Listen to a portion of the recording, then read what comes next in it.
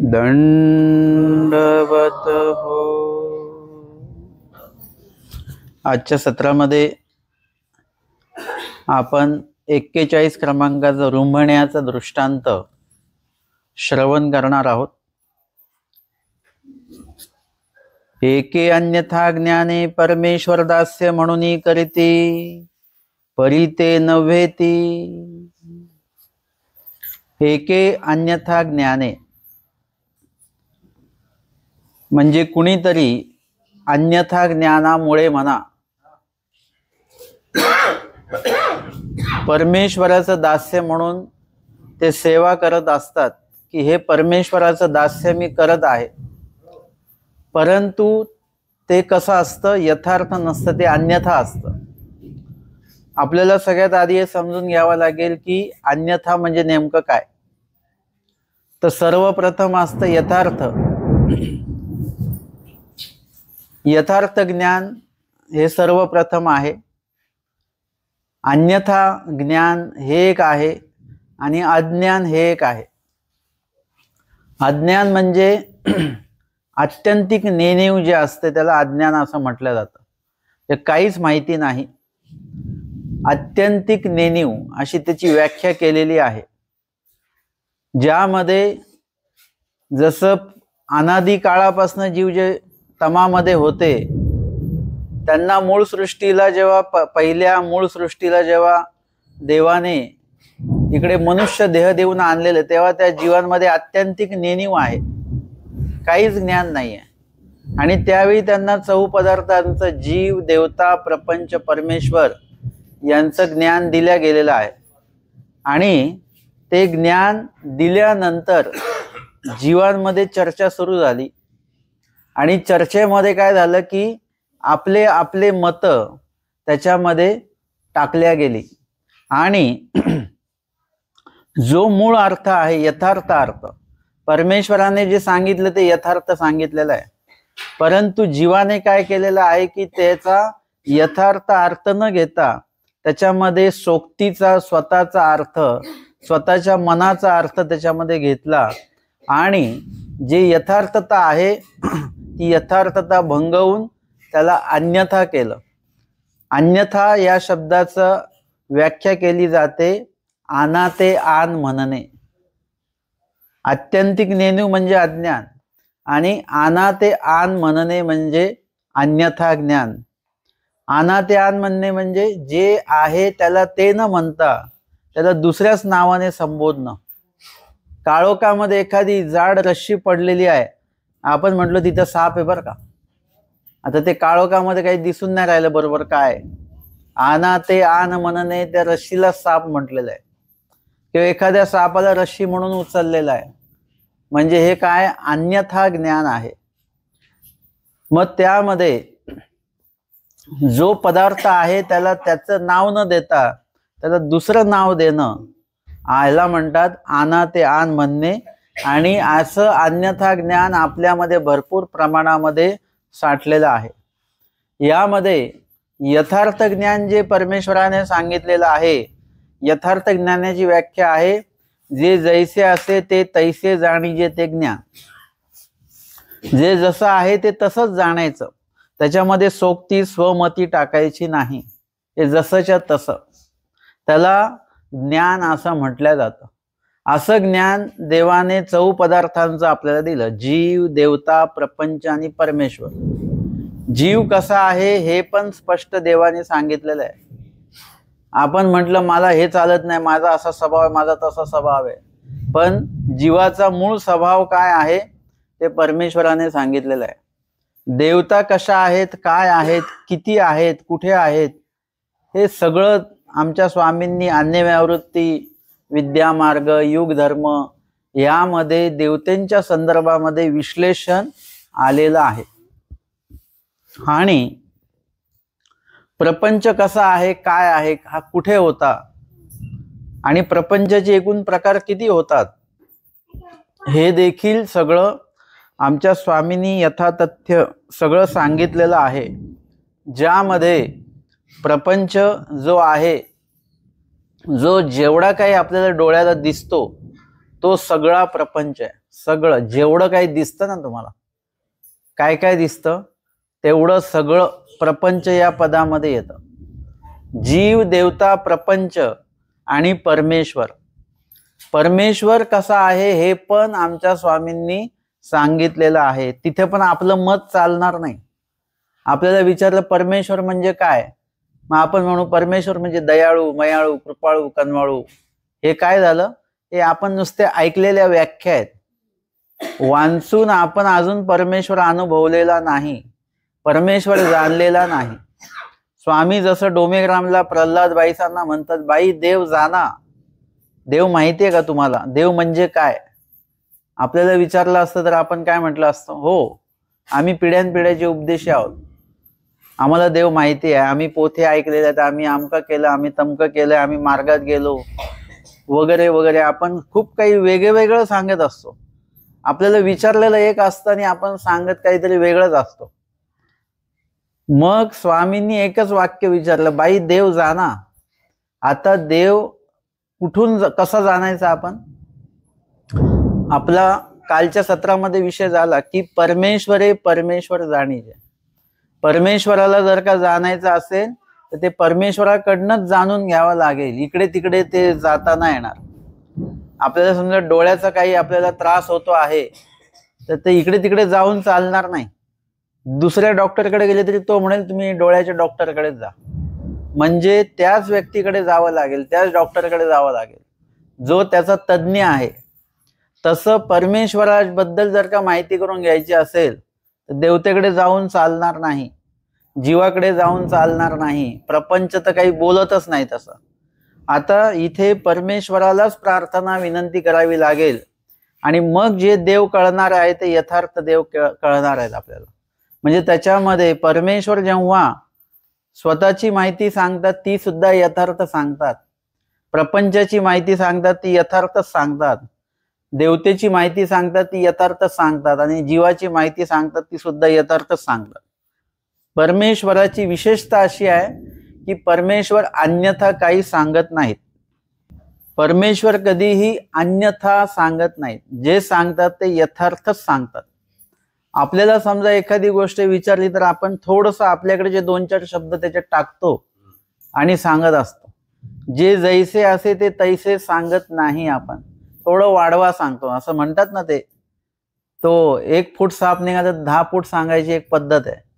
म्हणजे त्याच्यामध्ये आपलं काही ना काही आपण टाकूनच पुढे पाठवत असतो ती गोष्ट. आणि म्हणून ती 1 ओळीची गोष्ट असेल तर ती आपल्याकडनं जाऊन पुढे जाता जाता 10 ओळींची गोष्ट होते. कारण की जीव काय करत असतो, जीव आपल्याकडचं सुद्धा त्याच्यामध्ये टाकत असतो. आता आपल्यापैकीच कोणाला जर का विचारलं तर देव म्हणजे काय, आपल्याला जर का यथार्थ माहिती नसेल, ब्रह्मविद्येच्या आधारे सांगता नसेल येत तर आपण देवाच्या इकडच्या तिकडच्याच व्याख्या सांगत राहू. परंतु स्वामींनी जेव्हा सांगितलेलं आहे ते कसं सांगितलेलं आहे, यथार्थ सांगितलेलं आहे. आणि ते सगळं जे काही येतं ते ज्ञानामध्ये येत असतं. परमेश्वराने 4 पदार्थांचं ज्ञान सांगितलेलं आहे. मुळामध्ये म्हणजे इतर ह्याच्या ठिकाणी 4 पदार्थ आहेत हेच माहिती नाहीये. त्यांना असं वाटतं की सगळं एकच आहे. हे प्रपंच म्हणजे परमेश्वराचाच अंश आहे, जीव म्हणजे परमेश्वराचाच अंश आहे, देवता म्हणजे पण परमेश्वराचाच अंश आहे. सगळं एकच आहे. हे फक्त देवाने त्या त्या गोष्टीसाठी असा वेगवेगळा अंश काढला स्वतःचाच. आणि मुळामध्ये तत्वज्ञान असं सांगितलेलं आहे की 4ही पदार्थ वेगवेगळे आहेत. जीव वेगळा आहे, देवता वेगळ्या आहेत, प्रपंच वेगळे आहे आणि परमेश्वर वेगळे आहेत. आणि याच्यामध्ये सुद्धा जीवाचं ज्ञान मोचक नाही आहे, देवतेचं ज्ञान मोचक नाही, प्रपंचाचं ज्ञान मोचक नाही. परमेश्वराचं जे ज्ञान आहे तेच मोचक आहे. आणि अशा मोचक परमेश्वराबद्दल परमेश्वरच प्रल्हाद बाईसांना विचारतात, बाई देव जाणा, देवाला जाणता का तुम्ही? ते म्हणतात जी जी ने ने, ते आपणच मला सांगावं. म्हणजे परमेश्वरच स्वतःबद्दलची माहिती आहे ना. आपण एखाद्या विषयाच्या व्यक्तीच्या स्वभावाविषयी बोलत राहतो, ते कसे, ते असे, ते तसे, ते तसे. आपल्याला जसा तो व्यक्ती भावला तसा आपण त्याच्या स्वभावाबद्दल बोलत राहतो. पण तो व्यक्ती जसा तसा कसा आहे, मूळ स्वभाव त्याचा कसा आहे, तो व्यक्ती स्वतःच फक्त ते सांगू शकतो. म्हणजे इथे यथार्थ सांगण्यासाठी त्या व्यक्तीने स्वतः बोललं पाहिजे. परंतु कधी कधी असं आहे की आपण जीव सुद्धा स्वतःबद्दल जाणत नाही. आपल्याला आपल्याबद्दल काय माहिती आहे? आपल्याला वाटतं हे देह म्हणजेच मी, असं वाटतं आपल्याला, है ना. म्हणून देहाला कधी धक्का लागला की लगेच आपण भांडायला जातो, होतं की नाही असं? म्हणजे आपण देहाला जीव मानून बसलेलो आहे. मग नंतर मेल्यानंतर कळतं की देह तर इथंच राहून गेलं, जीव निघून गेला त्याच्यातनं. म्हणजे जीव वेगळा आहे आणि देह वेगळा आहे हे तेव्हा कळतं. स्मशान वैराग्य कधी येतं? कोणीतरी सरतं, त्याच्या अंत्यविधीला आपण जातो आणि मग तेव्हा स्मशान वैराग्य आपल्याला येतं. त्यामध्ये पण अंत्यविधी तरुण व्यक्तीचा असेल तरच स्मशान वैराग्य येतं. म्हाताऱ्या व्यक्तीचा असेल तर आपण बरं झालं गेले ते, असं पण एक सूर असतो बरं का आपला. म्हणजे इत्यादी प्रकारे आपल्याला आपण कोण आहोत, देह आहोत का जीव आहोत हे माहिती नाही आहे. आपलं देह वेगळं आहे, जीव स्वरूप वेगळं आहे, हे सुद्धा देवाने आम्हाला सांगितलं आमच्याबद्दल. तेव्हा आम्हाला कळालं आमचा वर्ण कसा आहे, आमचा स्वभाव कसा आहे, आमचं एकंदरीत जीवाची ठेवण कशी आहे, हे आमच्याबद्दल आम्हालाच माहिती नाहीये. आमच्याबद्दल आमच्या स्वामींनी आम्हाला सांगितलेलं आहे. म्हणजे परमेश्वराकडे इत्यंभूत सगळी माहिती आहे.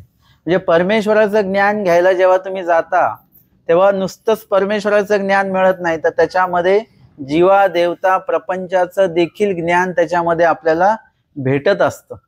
तसं एखादा पदार्थ कसा बनवायचा हे जेव्हा आपण शिकतो त्यावेळी तो कसा नाही बनवायचा हे पण त्याच्यामध्ये आपोआपच शिकल्या जात असतं. इथे प्रत्यक्ष त्याची सुद्धा माहिती दिल्या जाते की देवता कशा किती वगैरे. हे जे देवता भक्ती करतात त्यांना सुद्धा नाही माहिती की एकूण देवता किती आहेत. परंतु आमच्या स्वामींनी मात्र अन्य व्यावृत्ती प्रकरणामध्ये त्याचं विश्लेषण केलेलं आहे. विद्या मार्गामध्ये त्या गोष्टीचं विश्लेषण केलेलं आहे. आणि म्हणून परमेश्वराकडनं आपल्याला यथार्थ ज्ञान जे भेटणार आहे, असं यथार्थ ज्ञान आपल्याला या जगामध्ये दुसरं कोणी देऊ शकत नाही. जसं त्या दिवशी आपण त्या दृष्टांत बघितला बांधलीये गाईचा, त्याच्यामध्ये सांगितले की जेने बिरडे बांधले तो सोडी तै सुटे का, तिये जातीचे लेकरू सोडी तै सुटे.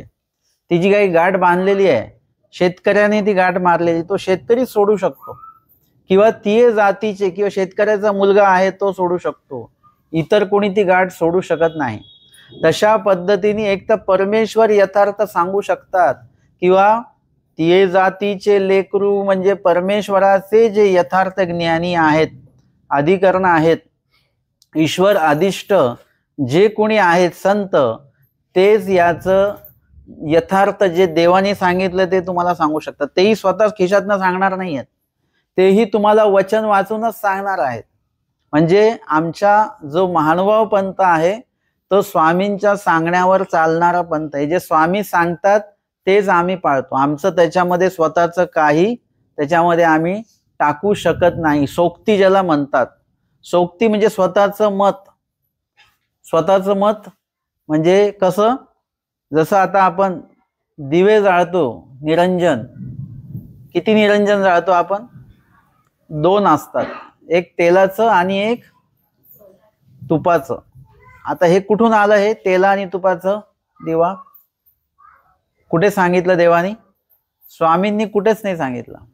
आम्ही सोक्तीने ते 2 दिवे आणलेले आहेत. आमचे स्वामींनी जेव्हा माळेकराला जिवंत केलं, त्याचे नातलग आले आणि त्यांनी विचारलं, येत काही तेला तुपाची वाती लागेल? तुम्ही आमच्या या व्यक्तीला जिवंत केलं तर त्या बदल्यामध्ये देवाला काय द्यावं लागेल का आम्हाला? तेल तूप वगैरे त्याची वात. तेव्हा स्वामी म्हणतात, येत तैसे काही न लगे. इथं तसं काही लागत नाही. आम्ही काय तेला तुपाच्या वातीसाठी थोडी जिवंत केलंय. देवाला त्याची अपेक्षा आहे का? नाही. आपण एखाद्याकडे काम करतो तेव्हा आपल्याला पैशाची अपेक्षा असते की एवढं काम केलं तर त्या मोबदल्यात मला एवढे पैसे मिळतील. त्या मोबदल्यात काम करणारे आपण आहोत. परमेश्वर कुठल्याही मोबदल्यामध्ये काम करत नाहीत, आणि त्यांचा मोबदला जो तो आपण देऊ पण शकत नाही. आपल्याकडे ते नाही देण्यासारखं. म्हणजे आपण हे सोक्तीने आणलेलं आहे. अर्थात तुम्ही स्वाभाविकपणे लावत असाल तर गोष्ट वेगळी आहे. तेलाची वात लावा, तुपाची वात लावा. परंतु त्याच्यामध्ये जे आवर्जून असतं की तुम्ही तुपाची वात का नाही लावली. एका ठिकाणी आम्ही गेलो तर ते एक जण ते म्हणाले तुम्ही तेलाचीच वात लावली, तुपाची का नाही लावली. म्हणे नाही लावली, आम्ही एक दिवा लावला बस झालं, जास्त दिवे लावू नये. त्याच्यामध्ये पण हिंसा होते. त्यांनी सांगितलं ते म्हणे असं कसं, आपण खातो तूप आणि देवाला तूप नाही. देवाला तूप जाळून द्यायचं की देवाला खाऊ घालायचं. देवाला जे तूप द्यायचंय आपल्याला, आता एखादी व्यक्ती आपल्याला तूप देते म्हणजे ती जाळून देते का, ती प्यायला देईल आपल्याला, काय खायला देईल, कशावर टाकून देईल, ते आपल्याला तूप देणं झालं. तसं देवाला जे तूप द्यायचं आहे ते खायला द्या, ते जाळायला कशाला द्यायचंय. म्हणजे आपली इथे शोक्ती आली. ही कुठून आली, ही इतर ठिकाणाहून आपण ती इकडे आणलेली आहे. अशा पद्धतीने जे यथार्थ ज्ञान आहे ते यथार्थ ज्ञान आम्हाला देवानी जशाच्या तसं दिलेलं आहे. आम्ही काय केलं, त्याला थोडंसं, आता नुसती कैरी जरी खायची झाली आपल्याला है ना, आता कैऱ्या असतात जेवणामध्ये, ती तरी नुसती खातो का आपण, ती नुसती कापायची आणि खायची आहे. त्याला पण आपण मीठ लावूनच खातो है ना, पद्धत आहे आपली. काहीतरी त्याला लावूनच आपण ते खाणार. तसं कुठलंही ज्ञान यथार्थ आहे, प्युअर आहे, पण त्याला काहीतरी मीठ मिरची लावल्याशिवाय आपण ते पुढे नेतच नाही. आणि म्हणून तसं असता कामा नये. आपल्याला अन्यथा ज्ञानपूर्वक वर्तन आचरण करायचं नाही, अज्ञानपूर्वक सुद्धा आचरण करायचं नाही. आपल्याला ज्ञानपूर्वकच आचरण जे आहे ते करायचं आहे. आत्यंतिक नेणीव जो अज्ञान सांगितलेला आहे तो कधी कधी चांगला असतो बरं का, कारण की त्याला कसलीच जाणीव नाही. तो म्हणतो की तुम्ही म्हणजे म्हणाल ते आम्ही ऐकू, म्हणजे आम्हाला काहीच माहिती नाही. असं तर या गावात यायची मला काही माहितीच नाही. माझ्यासोबत जे आले ते मला जो रस्ता सांगतील त्या रस्त्याला मला वळायचंच आहे. पण मी जर का येऊन गेलेलो असेल आधी, मला थोडं थोडं आठवतं, थोडं थोडं नाही आठवतं, तर मी काय सांगितलं, नाही मला हा रस्ता वाटत नाही, मला पुढचा रस्ता वाटतो. ते म्हणतात नाही नाही हाच रस्ता आहे. मी सांगितलं नाही पुढचा रस्ता आहे. म्हणजे अज्ञान व्यक्ती कधी कधी ऐकून घेतो की ठीक आहे मग आम्हाला माहितीच नाहीये काही, पण अन्यथा ज्ञानी व्यक्ती ऐकून घेत नाही. त्याला किती यथार्थ सांगितलं तरी तो म्हणतो नाही मी असंच ऐकलेलं आहे, किंवा मला असं वाटतं, किंवा अमक्या अमक्याने असंच केलेलं आहे, तसंच केलेलं आहे. तो अन्यथा ज्ञानी व्यक्ती जो आहे तो थोडा त्रासदायक असतो. आणि आत्यंतिक नेणीववाला व्यक्ती आहे त्याला जसे त्याची कोरी पाटी असते, त्या कोऱ्या पाटीवर आपण जे लिहिलं ते लगेच आपल्याला वाचता येतं. पण आधीच लिहिलेल्या पाटीवर जर का आपण लिहिलं तर वाचता येतं का आपल्याला, वाचता येत नाही. ती पाटी कोरी करावी लागते, पुसावी लागते आधी, आणि मग कोरी पाटी करून मग त्याच्यावर लिहावं लागतं. ते थोडंसं अवघड असतं. कोऱ्या पाटीवर लिहिणं हे त्यातल्या त्यात सोपं असतं. म्हणजे तुम्हाला अज्ञान व्यक्तीशी बोलताना थोडा कमी त्रास होईल, पण अन्यथा ज्ञानी व्यक्तीशी बोलताना थोडासा जास्त त्रास होऊ शकतो. आणि यथार्थ ज्ञानी जो व्यक्ती आहे, ज्ञान घेण्यासाठी जो तयार आहे, सर्वाधिकारी आहे, त्या व्यक्तीशी बोलताना एकदम सोपं जात असतं. कारण की तो घेत असताना परमेश्वराचं वचन लीळा या अनुसार ते ज्ञान ऐकत असतो, आणि आपण सुद्धा त्याच आधाराने बोलत असतो. त्याच्यामुळे त्याला सुद्धा ते लक्षात येतं आणि आपल्याला सुद्धा बोलायला ते अवघड जात नाही. तर आजचा विषय काय आहे, अज्ञान आहे, अन्यथा ज्ञान आहे आणि यथार्थ ज्ञान आहे. मुळात दृष्टांत जो आहे तो अन्यथा ज्ञानावर आहे, आना ते आन म्हणणे या विषयावर आहे. परंतु एक विषय जर का आला तर दुसरा विषय येतोच, की अज्ञान हा पण विषय येतो आणि अन्यथा ज्ञान हा पण विषय येतो आणि यथार्थ ज्ञान हा पण विषय त्याच्यामध्ये येतच असतो. आमच्या स्वामींनी भटोबासांना रुमण्याचा दृष्टांत सांगितलेला आहे. यावरी गोसावी भटाप्रती रुमण्याचा दृष्टांत निरोपिला. स्वामींनी रुमणं जे आहे, रुमणं माहिती आहे ना सगळ्यांना. हा, आता हे शहरामध्ये हा दृष्टांत सांगायचा तर रुमणं म्हणजे त्यांना समजून सांगावं लागतं. परंतु शेतकरी वर्ग असेल तर त्यांना रुमणं म्हणजे माहिती आहे, त्यांना आता वेगळं काही सांगायची आवश्यकता नाही. शेतातलं हे एक अवजार आहे आणि त्या संबंधीमध्ये हा दृष्टांत मुळामध्ये रुमण्याचा नाहीच आहे बरं का, परंतु त्याचा शेवट मात्र रुमण्यावर येऊन थांबलेला आहे. म्हणून हा दृष्टांत रुमण्याचा आहे. वास्तविक ह्याचं नाव रुमण्याचा दृष्टांत असं नाही, हे दृष्टांत वाचल्यानंतर आपल्याला कळेल. एके अन्यथा ज्ञाने परमेश्वर दास्य म्हणून करीती, एक अन्यथा ज्ञाने परमेश्वराचं दास्य मी करतोय असं म्हणून तो करतो. जसं आपण म्हटलं की आम्ही रोज दिवाबत्ती करतो, आम्ही देवदेव करतो. आता दिवाबत्ती करणं म्हणजे देवदेव करणं नाही, लक्षात घ्या. दिवा फक्त लावला, रोजची अगरबत्ती लावली, कोणीतरी 5 दिवे लावले आणि अखंड दिवा लावला म्हणजे तुम्ही देवदेव करत आहात असा त्याचा अर्थ होत नाही. तुम्ही म्हणाले आम्ही रोज उटी करतो, रोज उटी करणं म्हणजे देवधर्म करणे नाही, मोक्ष साधनेमध्ये ते येत नाही, त्याच्याने मोक्ष नाही होणार तुम्हाला. स्वामींनी आस्तीपरी आचार, आचार माळिका आणि परमेश्वर होण्याचे जे काही साधनं सांगितले आहेत त्याच्यामध्ये हे दिवा किंवा ते उटी वगैरे हा प्रकार येत नाही. आपल्याला वाटतं की आम्ही रोज करतोय उपदेश घेतल्यापासून, परंतु त्याच्याने तुम्हाला मोक्ष होणार नाहीये. तुम्ही ते करू नका असं मी म्हटलेलं नाहीये. फक्त तुम्हाला असं वाटेल की एवढं केलं म्हणजे आपल्याला मोक्ष होईल, किंवा आमचा मुलगा तर रोज शाळेत जातो येतो तरी तो नापास का झाला. रोज शाळेत आल्या गेल्याने कोणी पास होत नसतं बरं का. अभ्यासही तिकडे करावा लागतो. नुसतं शाळेत आलं गेलं म्हणजे पास होणार नाही. आता तसा काळ नाहीये. आत्ताच्या काळामध्ये असं आहे बरं का की शाळेत नाही गेलं तरी चालतं. अलीकडे काय होतं, बाहेरून ऍडमिशन घ्यायचं, फक्त परीक्षेला शाळेत जायचं. परंतु या सगळ्यामध्ये महत्वपूर्ण काय आहे तर अभ्यास हा महत्वपूर्ण भाग आहे. जर का अभ्यास नाही केला तुम्ही, शाळेत जा की नको जा, पण अभ्यास मात्र केला पाहिजे, तर तो व्यक्ती पास होणार आहे. तशा पद्धतीने इथे आपल्याला नेमका देवधर्म म्हणजे काय, आपण ज्या ज्या विधीला देवधर्म म्हणतो तो विधी देवधर्मामध्ये मोडतो का, किंवा ईश्वर प्राप्तीसाठी तो पूरक आहे का, हे आधी आपल्याला कळालं पाहिजे. जसं मी ते एक उदाहरण देतो. एक व्यक्ती म्हणतो मी रोज पोटभर पाव खातो तरी माझ्या अंगामध्ये रक्त कमी कसं काय, मी पोटभर पाव खातो. आता पाव खाल्याने रक्त बनेल का, जे आहे रक्त तेही कमी होऊन जाईल. पण खाल्ल्या जातंय पोटभर, पण त्याला हे माहिती नाही की हा आहार नाहीये बरं का. अलीकडे नाही का लहान मुलांना ते रडायला लागले की आपण काय देतो, ते चिप्स वगैरे देऊन टाकतो आणि तो शांत होतो. खूप चांगला उपाय हा.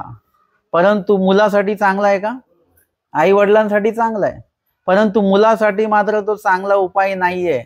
त्याच्याने पोट भरतं, तो भाजी भाकरी खात नाही. म्हणजे त्याला पुढे जाऊन काय होणार आहे, त्या खाण्यामुळे त्याला आजारपण येण्याची शक्यता आहे. आणि आपण म्हटलं तो तर पोटभर जेवतो. तो जो पोटभर जेवतोय, ज्याला तुम्ही आहार म्हणताय, तो मुळातच आहार नाहीये. तो आहार तर नाहीच नाही, पण ते एक प्रकारचं विषच आपण त्याला खायला देतो आहोत. जसं आपण साखर खातो, आपल्याला वाटतं की नाही गोड खाल्लंच पाहिजे, गोड खाल्लंच पाहिजे, परंतु ते गोड आणि ते साखर म्हणजे काय आहे, एक प्रकारचं विष आहे. ते विष आपण खाऊ घालतो आहे. म्हणजे आता सांगा, जेवणात तर गोडवा आला, पण आयुष्यात गोडवा येईल का त्याच्यामुळे, आजारपणामध्ये? उलट गोडव्यामुळे काय होतंय, आपल्याला त्रास होतो आहे. म्हणजे आपल्याला हे लक्षात आलं पाहिजे की आपण ज्याला आहार म्हणतोय तो आहार आहे का, हे सगळ्यात पहिले लक्षात आलं पाहिजे. आणि मूळ आहाराकडे आपण आलो पाहिजे, तर तो आहार आहे. आपण काही खाल्लं आणि पोट भरलं. आता सध्या आपलं असं चालू आहे की भूक लागली, घरामध्ये काय आहे, विकत आणलेलं काहीतरी पॅकिंगचं ते आपण तोंडात टाकलं की आपल्याला वाटतं बस पोट भरलं, आता 2 घोट पाणी पिलं वरून की पोट भरलं आपलं. परंतु ते आहार या पदामध्ये ते मोडत नाही. आणि मग त्याला आपण काय केलेलं आहे, अन्यथा ज्ञाने त्याला आपण आहार म्हणून बसलेलं आहे. जे आहार नाही त्याला आहार म्हटलं आपण. अशा पद्धतीने जे काही आपण देव या लेबल खाली आपण जेवढ्या काही गोष्टी करतो आहे. आता अलीकडे आमच्या पंथामध्ये 1.25 लाख फुलं वाहण्याचा विधी सुरू झाला. आज जर का आपण इथे केला तो समाप्तीला, तर तुम्हाला किती आनंद होईल. तुम्ही सगळ्यांना सांगाल आम्ही 1.25 लाख फुलं वाहिली देवाला. फुलं म्हणजे आता आनंदाचा हे आहे तो भाग, म्हणजे तुम्हाला वातावरण आनंदी होणार आहे. परंतु ते देव धर्म या पदामध्ये ते मोडत नाही. स्वामींनी ते कुठेही सांगितलेलं नाहीये. त्याच्यामुळे ते तुम्ही करा, त्याचा आनंद पण येईल. परंतु तुम्ही जे देवधर्म म्हणता त्या देवधर्म या पदामध्ये ते येत नाही. म्हणून आम्हाला काय करायचं आहे, जे देवाने सांगितलं यथार्थ ईश्वर प्राप्तीचा उपाय देवाने सांगितलेला आहे. भटोबासांना स्वामी म्हणतात. काल आपला आचाराचा घोग झाला ना, त्याच्यामध्ये वचन आलं. स्वामी भटोबासांना म्हणतात, येणे खडकेसी कपाळ घ्या पा जरी होय. म्हणजे या खडकावर तुम्ही डोकं आपटून बघा बरं, देव येतात का, है ना. मंदिराची पायरी आहे आणि तुम्ही डोकं आपटा, देवा मी जोपर्यंत तुम्ही येत नाही तोपर्यंत तुम्ही डोकं आपटतच राहील. देव येतील का? देव येणार नाहीत. परमेश्वर आशाने येणार नाहीत. परमेश्वर येतील त्याचा पण देवानी उपाय सांगितलेला आहे. काही डोकं वगैरे आपटायची काहीच गरज नाही, रक्त वगैरे काढायची, जखम करायची काही गरज नाही, याच्याने कोणी येणार नाही. स्वामींनी सांगतात की धर्म वार्ता प्रसंगे सर्वत्र अवस्थान. एकदम सोपा उपाय देवानी सांगितलं. तुम्ही तुमच्या घरामध्ये, तुमच्या मनामध्ये, मंदिरामध्ये धर्मवार्ता करा, तेव्हा धर्मवार्ता प्रसंगे सर्वत्र अवस्थान. देव आशेच येऊन जातात. त्यासाठी तुम्हाला कुठे गुलाल टाकायची गरज नाही, रांगोळी काढायची गरज नाही, आरती धूप बत्ती आमकं टमकं काही लावायची गरज नाही. फक्त तुम्ही काय करा, धर्मवार्ता करा, लीळा वगैरे तुम्ही चिंतन करा, स्मरण करा. त्या त्या वेळेला परमेश्वराचं अवस्थान त्या ठिकाणी होत असतं. परमेश्वराची कृपा दृष्टी आपोआपच तिथे येत असते. म्हणजे आत्ता सुद्धा आपण जर का धर्मवार्ता करत असू, स्मरण करत असू, तर परमेश्वराची कृपा दृष्टी आत्ता आपल्यावर या ठिकाणी आहे असं समजून चालायचं. तुम्ही रोज जर का घरी अशाच प्रकारची धर्मवार्ता वगैरे करत असाल, धर्मश्रवण करत असाल, स्मरण करत असाल, लीळा चिंतन करत असाल, तर त्या त्यावेळी ती एक प्रकारची धर्मवार्ता तुम्ही स्वतः तयार करत आहात तुमच्या घरामध्ये. आणि त्यावेळी परमेश्वराचं कृपा दृष्टीरूपी अवस्थान जे आहे ते तुमच्यावर आणि तुमच्या घरावर आपोआपच त्या ठिकाणी उपस्थित होत आहे. बघा, देवाला बोलवणं किती सोपं आहे. देवाला बोलवणं सोपं आहे, पण धर्मवार्ता करणं काही सोपं नाही. कारण की आपल्याला कर्मवार्ता करता येते, है ना. पोथीला आपण आधी आलो तर आपण धर्मवार्ता करत होतो का? सकाळी कुठला दृष्टांत झाला याच्यावर बोलत होतो का आपण? आता पोथीच्या आधी बोलत नव्हतो. लाईट कधी येईल, लाईट गेली, पाऊस येईल, गडगड होतोय वगैरे वगैरे, ह्या विषयावर आपण बोलतोय. लाईट आपल्या आयुष्यातली जाणार आहे. आता ही जगातली लाईट येईल जाईल, पण आपल्यामध्ये जी ज्ञानरूपी जी प्रकाश आहे, उजेड आहे, तो आला पाहिजे. बाकी हा बल्बचा उजेड वगैरे हा आला काय गेला काही फरक नाही पडणार. परंतु आपल्या जीवनामध्ये ब्रह्मविद्या रूपी प्रकाश जो आहे तो त्याच्यामध्ये पडला पाहिजे. आणि त्याचा हा उपक्रम आहे. आपण निरूपण काय घेतो आहे, आता लाईट नाही तरी मी बोलतोय, म्हणजे त्याच्यामध्ये. आणि म्हणून इथे सांगितलं की एके अन्यथा ज्ञाने परमेश्वर दास्य म्हणूनही करीती. हे परमेश्वराचं दास्य आहे म्हणून ते केल्या जात असतं, परंतु ते परमेश्वराचं दास्य नसतं. परमेश्वराचं दास्य वचनामध्ये सांगितलेलं आहे. तुम्हाला जो पण विधी करायचा आहे तो करत असताना तो विधी वचनामध्ये देवाने सांगितलेला आहे का हे आधी पडताळा. लीळेमध्ये देवाने सांगितलेलं आहे का हे तपासा आधी, आणि मगच तो ईश्वर विधी म्हणून करा. ईश्वराने अनेक विधी करायला सांगितलेले आहेत. जसं नामस्मरण हे वचनामध्ये आलेलं आहे. देवपूजा वंदन, प्रसाद वंदन, स्थान वंदन हे वचनामध्ये आलेलं आहे, म्हणजे तेही आम्हाला करायचं आहे. दंडवत घालणे हे सुद्धा लीळेमध्ये आलेलं आहे, म्हणजे तो विधी आम्हाला करायचा आहे. अजून काय सांगितलं असेल, हे वचन, हे वचनार्थ, वचन जाऊ नये तिची, म्हणजे वचन पाठांतर हा सुद्धा देवाने सांगितलेला विधी आहे, तर तो सुद्धा आम्हाला करायचा आहे. लीळा चिंतन हा सुद्धा देवाने सांगितलेला विधी आहे. म्हणजे इत्यादी अनेक विधी देवाने सांगितलेले आहे. खोटं बोलू नका हे निषेध टाळायला सांगितलेला आहे. अशा पद्धतीने देवाने प्रत्येक वचनामध्ये काही ना काही विधी सांगितला आहे, काही ना काही निषेध सांगितलेला आहे. विधी पाळता आला पाहिजे, निषेध आपल्याला टाळता आला पाहिजे. म्हणजे तुमचं आमचं संपूर्ण आयुष्य लीळा चरित्र आणि सूत्रपाठ या दोन ग्रंथांवर. सूत्रपाठ हा लीळा चरित्रातलाच उपग्रंथ आहे, म्हणजे लीळा चरित्र हा मूळ ग्रंथ झाला आपला. तुम्हाला आम्हाला जर का वाचायचं झालं तर लीळा चरित्र वाचा, सूत्रपाठ वाचा. हे दोन ग्रंथातनं तुम्हाला महानुभाव ज्ञान तुमच्यामध्ये वाढत जाईल. याच्या व्यतिरिक्त म्हणजे तत्वज्ञान न असलेले ग्रंथ किंवा पुस्तकं वाचण्यात काही अर्थ नाही. याचं विश्लेषण वाचा, लीळाचरित्राचं विश्लेषण वाचा, सूत्रपाठाचं विश्लेषण वाचा, स्मृतीस्थळ वाचा, त्याच्यामध्ये असलेले मार्गरूढी वृद्धाचार वाचा. याच्यामुळे आपलं ज्ञानस्तर वाढत जाणार आहे. आणि म्हणून तुम्ही देवाच्या नावाखाली इतर गोष्टी वाचत असाल तर जे देवाने सांगितलेलंच नाहीयेत, परंतु आम्ही मात्र तुम्हाला सांगून ठेवलेलं आहे. हे काय आहे? सोक्ती झालं. स्वामींनी सांगितलं सोक्ती, शास्त्रोक्ती आणि लोकोक्ती या तिन्ही उक्त्या ज्या आहेत, जे तिन्ही प्रकारे जे तुम्हाला अन्यथा ज्ञान मिळालेलं आहे ते बाजूला ठेवा आणि येथीच्या व्युत्पत्ती उत्पन्न हुआ म्हणजे परमेश्वराने सांगितलेली ईश्वरोक्ती आहे त्याच्याविषयी तुम्ही चर्चा करा आणि त्याचंच आचरण तुम्ही केलं पाहिजे असं स्वामींनी आपल्याला सांगितलेलं आहे. परिते नव्हेती म्हणजे जे आम्हाला ईश्वर विधी वाटतात, आता आम्ही काही काही गोष्टी करतोय ते आम्हाला ईश्वर विधी वाटतात, परंतु मुळात ते ईश्वर विधी नाहीत. तुम्हाला आम्हाला एवढं ज्ञान झालं पाहिजे किंवा एवढं तरी ज्ञान झालं पाहिजे की काय ईश्वरोक्त विधी आहे किंवा काय अन्यथा विधी हे आम्हाला स्वतःला कळालं पाहिजे, लक्षात आलं पाहिजे. आणि म्हणून इथे स्वामींनी रुमण्याचा दृष्टांत सांगितला. कवणी एक दुधाचे गुणविशेष अनमोदित होते. कुणीतरी एक काहीतरी अशी माहिती सांगत होते आणि त्याच्यामध्ये आहारावर विषय आलेला असेल काहीतरी, आणि त्यांनी मग दुधाचे गुणविशेष अनमोदित होते. म्हणजे दूध हे कसं आहे, पूर्ण अन्न आहे वगैरे वगैरे, दूध पिल्याने हा फायदा होतो, हा लाभ होतो वगैरे, असं दुधाबद्दल ते सांगत होते.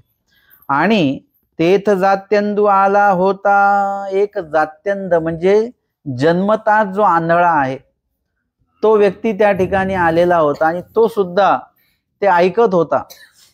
आणि ऐकता ऐकता असं झालं, तेने पुसले. आता त्याच्या डोक्यामध्ये दूध हा प्रकार त्याला माहिती आहे समजा किंवा नाही माहिती, दृष्टांतानुसार असं वाटतं त्याला दूध हा प्रकार माहितीच नाहीये. आता त्यांनी ते दूध मला प्यायला द्या असं म्हणण्याच्या ऐवजी त्यांनी काय म्हटलं की दूध म्हणजे नेमकं काय बरं. त्यांनी विचारलं की हांगा दूध ते कैसे, दूध हे कसं असतं हा प्रश्न विचारला. म्हणजे दूध दिसायला कसं असतं. आता ते दुधाचे गुणविशेष अनमोदित होते, त्या गुणविशेषामध्ये तो दूध कसं दिसतं हा विषय नाही आहे.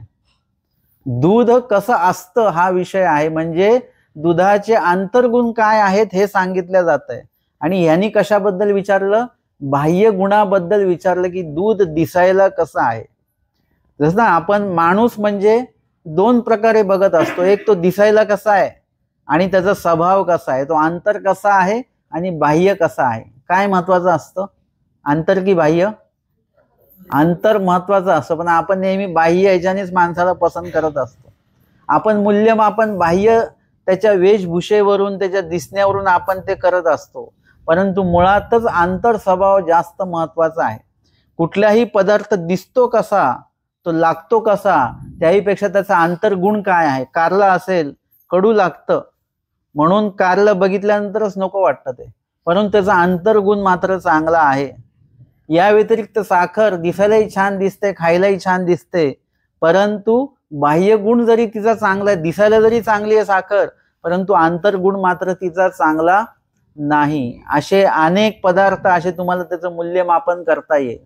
म्हणून व्यक्तीच्या बाबतीमध्ये एखादा व्यक्ती चांगला दिसायला आहे म्हणून आपण त्याला त्याच्याशी बोलतो, चालतो वगैरे, पण जेव्हा त्याच्या मूळ स्वभावाचा आपल्याला फटका बसतो तेव्हा आपण म्हणतो आज आम्ही या माणसाला ओळखलं बरं का. म्हणजे त्याचा आंतर स्वभाव जास्त आपल्याला धोकादायक असतो किंवा आंतर स्वभाव त्याचा जास्त आपल्यासाठी चांगला असतो, लाभदायक असतो. आणि म्हणून इथे आपल्याला काय करायचं, आंतर गुणाविषयी जास्त लक्षात घ्यायचं, बाह्य कसा का असेना. आता जात्यंदाने विचारलं की दूध हे कसं दिसतं. आता मुळातच ज्याला दिसत नाही त्यांनी दिसण्याचा प्रश्न निर्माण केला नाही पाहिजे होता. त्यांनी एवढंच जाणून घेतलं पाहिजे की दुधाचे गुण काय आहेत, एवढंच जाणून घेतलं पाहिजे. दूध दिसतं कसं हे विचारायचं नाही. जी गोष्ट आपण बघू शकत नाही, आपल्या बाबतीत ती साध्यच होऊ शकत नाही, त्या गोष्टीविषयी चर्चा करायची नाही. आणि त्यांनी विचारलं अंग दूध ते कैसे. आता यांनी पण सांगितलं दूध ते पांढरे आहे ना. दूध तुम्हाला विचारलं कोणी दूध कसं असतं तर तुम्ही काय सांगाल, पांढरे म्हणजे सफेद. मग ते विचारतात पांढरे ते कैसे. आता तो जात्यंत आहे, त्याला दिसतच नाही, त्याला तुम्ही रंग सांगताय. आता सांगितलं पांढरे ते कैसे, त्यांचा पुढचा प्रश्न ते म्हणतात पांढरे ते बळ्यासारखे. बळ्या म्हणजे बगळा. आता विचारणारा कोण आहे, जात्यंत आहे, आंधळा माणूस आहे, दिसतच नाही त्याला. आणि उदाहरण सांगणारा माणूस काय सांगतोय, तो दुसरे तिसरे असे त्याच्याकडे पण उदाहरण आहे, तो काय सांगेल बिचारा त्याला. पांढरे म्हणजे नेमकं कसं. मुळात त्यांनी त्याला रंगाबद्दल सांगितलंच नाही पाहिजे होतं. आणि रंगाबद्दल सांगत असताना, त्या रंगाचं उदाहरण देत असताना किंवा रंग पटवून सांगताना त्यांनी इतर दिसणाऱ्या वस्तूंचं जर का तो उदाहरण देतो आहे तर त्या समोरच्या व्यक्तीला दिसतच नाहीये, हे सुद्धा त्यांनी लक्षात घेतलं पाहिजे. दूध ते पांढरे, पांढरे ते कैसे ना, ते बळ्यासारखे म्हणजे बगळ्यासारखे. तो म्हणतो बगळा म्हणजेच कसा असतो. आता तुम्हाला कळलं का, दृष्टांत रुमण्याचा आहे, परंतु विशेष सुरुवात कुठून झाली आहे, दुधापासून झालेली आहे, पण शेवट मात्र कुठे झालेला आहे, रुमण्याकडे झालाय. मुळात ह्या दृष्टांताचं नाव दुधाचा दृष्टांतच पाहिजे होतं, परंतु त्यांच्या दोघांच्या, सांगणाऱ्याचं सुद्धा अन्यथा ज्ञान आणि ऐकणाऱ्याचं सुद्धा अन्यथा ज्ञान, हे दोघं मिळून ते दुधाचे गुणविशेष रुमण्यापर्यंत गेलेले आहेत आणि शेवट रुमण्यावर झालेला आहे. नाही का, आपलं सुरुवात प्रवचनाने होते, पण शेवट मात्र कशाने होतो, शेवट कशाने होतो, भोजनाने होत असतो बरं का, है ना. आपण प्रवचन झाल्यानंतर नंतर जेवतो आपण, मग घरी घेऊन काय घेऊन जातो आपण, जेवण. चव कसली नेतो आपण, लिळा दृष्टांत काहीच लक्षात राहत नाही. आपलं काय लक्षात राहतं, घरी जाईपर्यंत भाजी छान होती बरं का, थोडं मीठ कमी होतं त्याच्यामध्ये, बस. म्हणजे निरूपण गेलं तिकडे. कारण की सुरुवात निरूपणाची दुधाची आहे, दुधाचे गुणविशेष आहेत, रुमण्याचे गुणविशेष नाही आहेत, म्हणजे शरीराला. आणि सुरुवात तिथून झालेली आहे. पण आपलं अज्ञान जे आहे, अन्यथा ज्ञान आहे, ते यथार्थ ज्ञानाला सोडून आपण दुसरीकडे जात गेलो आणि आपला शेवट आपण दुसरीकडे करून घेतला. म्हणजे जेवणाकडे आपण शेवट केलेला आहे. मला तर वाटतं असं निरूपणाचा सोहळा असेल तर आधी जेवून घ्यायचं, नंतर निरूपण ठेवायचं, तरी सुद्धा काय होईल, निरूपणात झोप घेतील लोक. आणि असं होतं की निरूपण मी करत असताना माझ्या समोर लोक झोपतात, मला नाही झोपता येत, पण है ना. कोणी असं कोणाला झोपताना बघून आपल्याला पण असं डुलकी येते की नाही, आहे की नाही. कोणी काहीतरी खाताना आपल्याला पण भूक लागल्यासारखी होते, तसं कोणी असं डुलकी घेताना बघून आपल्यालाही वाटतं. पण प्रवाचकाला झोपता येत नसतं बरं का, त्याला ते बोलतच राहावं लागतं. त्याच्या बोलण्यामुळे अनेकांना झोपा येतात, परंतु त्याला मात्र झोपता येत नाही. म्हणजे हा प्रयोग पण आपला काही यशस्वी ठरणार नाही. आधी जेवण नंतर प्रवचन, आणि आधी प्रवचन नंतर जेवण, हे सुद्धा काही यशस्वी ठरत नाही. आपल्याला आधी जेवण असो की नंतर भोजन असो, प्रवचनाच्या नंतर असो नाही तर आधी असो, आपल्याला घरी काय घेऊन जायचं आहे, मनामध्ये काय न्यायचंय, काय न्यायचं, ज्ञान घेऊन जायचं आहे. तुमची भाजी तुम्ही कुठली पण घ्या, पण चर्चा मात्र घरी जाताना ज्ञानाची झाली पाहिजे. आज हा दृष्टांत ऐकला, आज दृष्टांत ऐकला, आता पण तुम्ही बाहेर पडाल तर पहिले तुम्ही आभाळाकडे बघणार आहात की किती भरून आलेलं आहे, किती पाऊस पडणार आहे, याचं मूल्यमापन आता तुम्ही करणार. आणि तुम्ही हवामान खात्यामध्ये असल्यासारखं घरी त्याच्याविषयीच बोलत जाणार की आज एवढा पाऊस पडेल, तेवढा पाऊस पडेल, वगैरे वगैरे. आम्हाला आज दृष्टांत कुठला झाला, आज तर तुम्हाला सगळ्यांना देव आठवत असेल की नाही. लाईट नाहीये, गरम होत आहे, हवा पण नाहीये, आज देव आठवत असेल की नाही आज. म्हणजे आजचं निरूपण तुम्हाला असं लक्षात राहिलं पाहिजे, म्हणून आज आम्ही लाईट वगैरे घालवलेली आहे सगळी, की आज तुम्हाला खरोखर देव आठवला पाहिजे आणि दृष्टांतही लक्षात राहिला पाहिजे की रुमणे म्हणजे दूध ते कैसे, काय सांगितलं, दूध ते कैसे पांढरे, आणि पांढरे ते कैसे बगळ्यासारखे. आता तो आणि बगळाच कधी बघितलेला नाही, तो जात्यंत माणूस आहे. त्याचे पण प्रश्न बरोबर आहेत बरं का, त्याचे जात्यांचे प्रश्न काही चुकीचे नाही आहेत। तर त्यांनी विचारलं की दूध ते पांढरे, पांढरे ते बगळ्यासारखे, त्यामुळे बगळाच म्हणजे नेमका कसा असतो। आणि मग त्यांनी सांगितलं ना बळे ते रुंबण्यासारखे, आता परत रुंबण्या, ते त्यांनी कधीच बघितलेलं नाहीये। आता तो जेवढेही उदाहरणं देईल, याच्यात तर उदाहरणं कमीच आलेले आहेत, पण अजूनही त्यांनी उदाहरणं दिले असते तर तो उदाहरणं देऊन देऊन देऊन थकला असता, पण त्याचे प्रश्न मात्र काही थांबले नसते। त्यांनी जे उदाहरण दिलं असतं त्याच्यावर त्यांनी सांगितलं असतं, विचारलं असतं मग ते म्हणजे कसं, मग ते म्हणजे कसं, मग ते म्हणजे कसं, असं विचारत राहिले असते ते। मग त्यांनी सांगितलं की बळे ते कसे ना रुंबण्यासारखे। आता त्यांनी रुंबणच कधी बघितलं नाहीये। त्यांनी परत प्रश्न केला, रुंबणे ते कैसे, परत आला प्रश्न। आता हे कधी संपणार आहे। हा दृष्टांत एकच एवढा मोठा झाला असता, पण स्वामींनी लगेच आटपून घेतला तो। स्वामींनी सांगितलं की त्यांनी विचारलं रुंबणे ते कैसे, रुंबण्याचा आकार कसा असतो तसा त्यांनी हाताचा आकार केला, जो निरोपक आहे त्यांनी, आणि त्याला हात लावायला सांगितला, बघ रुंबणे ते ऐसे, कसं असतं रुंबणं। काय केलं त्यांनी, रुंबणे ते ऐसे म्हणून हात वांकडा करून दाखविला, हात वाकडा करून दाखवला। आता तो दिसणार आहे का, त्याला दिसणार नाही म्हणून त्याला हात लावा सांगितलं, बघ हे रुंबणं असं असतं। विषय कुठे सुरुवात झालेली आहे, दुधापासून आलो कुठे, रुंबण्याच्या आकारावर आलेला आहे विषय सुरुवात झाली। दूध कसं दिसतं, रंग कसा आहे दुधाचा, रंगावरून विषय सुरू झाला आणि विषय कुठे येऊन थांबला, आकारावर येऊन थांबलेला आहे। रुंबण्याचा आकार असा आहे। लक्षात घ्या की अन्यथा ज्ञान कसं जीवामध्ये येत असतं, जर का सांगणारे यथार्थ सांगणार नसतील, म्हणजे त्यांचं सांगणारा व्यक्तीच यथार्थ नाहीये आणि तो जे सांगतोय ते ज्ञान सुद्धा यथार्थ नाहीये, या दोन्ही गोष्टी यथार्थ नसतील तर अन्यथा ज्ञान जन्माला येत असतं, चुकीचं ज्ञान जन्माला येत असतं। आणि एखादे सांगणारा अन्यथा असेल पण सांगतोय मात्र यथार्थ, तर कदाचित ज्ञानच तिकडे प्रभवणार आहे। परंतु सांगणाराही अन्यथा आहे, त्यालाही माहिती नाही धड काही, आणि ते सांगतोय सुद्धा अन्यथाच, मग काही त्याच्यातनं जी निष्पत्ती आहे ती अन्यथा ज्ञानाचीच होणार।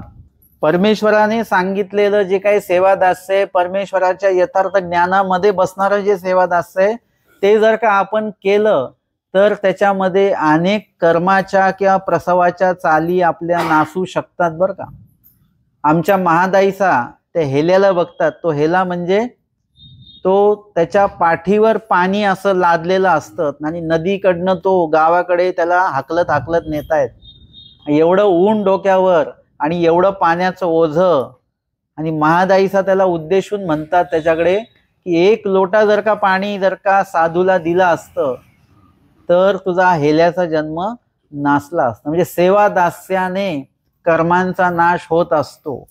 आणि म्हणून भटोबासांचं जेव्हा पोट दुखतं त्यावेळी काय केलेलं आहे, त्यांनी कुठल्याही गोष्टीचं पारायण केलं नाही, कुठल्याही प्रकारे विडे नवद जाप्य केलेले नाहीत। काय केलं, स्वामींनी सांगितलं 22 दगडे वा, सेवा करा, सेवा करा, तुमचं पोटदुखी थांबेल। म्हणजे तुम्हाला त्यातल्या त्यात तुम्ही हे करू शकता की तुम्ही सेवा दास्य करू शकता मार्गामध्ये वगैरे जाऊन, त्याच्याने आपल्या कर्माचा नाश होऊ शकतो। परंतु खूप सारे दिवे लावल्याने कर्माचा नाश होईल असं नाही।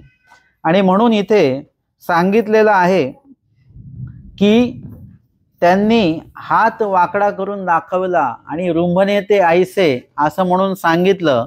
आणि मग एक दिवशी काय झालं की त्यांनी ते रुंबणं लक्षात ठेवलेलं आहे।